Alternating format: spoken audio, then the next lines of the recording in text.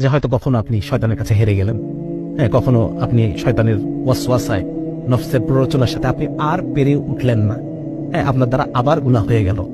এরকম হবে, এরকম হতে পারে, কিন্তু আশা হারানো যাবে না, ঠিক আছে না? আমরা এটা গত আমাদের পডকাস্টে আলোচনা করেছি যে আল্লাহর রহমত থেকে নিরাশ হওয়া, এটা আমাদের আলেমরা বলেন এটা কুফর। আল্লাহর রহমত থেকে নিরাশ হওয়া কুফর। সুতরাং আমরা কখনোই আল্লাহর রহমত থেকে নিরাশ, আমরা রাসূল সাল্লাল্লাহু আলাইহি ওয়াসাল্লামের সেই হাদিসে বিশ্বাস করি, বান্দা যদি এক আকাশ পরিমাণ গুনাহ নিয়ে আমার সামনে আসে, আল্লাহ রাব্বুল আলামিন তার চাইতেও বেশি রহমত নিয়ে বান্দার সাথে সাক্ষাৎ করবেন। সুবহানাল্লাহ। সুতরাং আমরা গুনাহ করতে করতে কখনোই আল্লাহর রহমতকে ক্রস করে যেতে পারবো না, ঠিক আছে না? আপনি যদি মনে করেন যে না, আমি তো জীবনে বহুবার তওবা করেছি, আমি আবার কেন তওবা করবো, আরে আমি তো গাদ্দার, বারবার আমি কথা দিয়ে কথা রাখি না, ঠিক আছে না? এরকম এই কথাটা শয়তানের পক্ষ থেকে। আপনি বারবার আল্লাহর কাছে ওয়াদা করবেন, আল্লাহ তাআলা এগুলোতে মাইন্ড, এমন না যে আল্লাহ তাআলা মাইন্ড করবেন, এরকম না।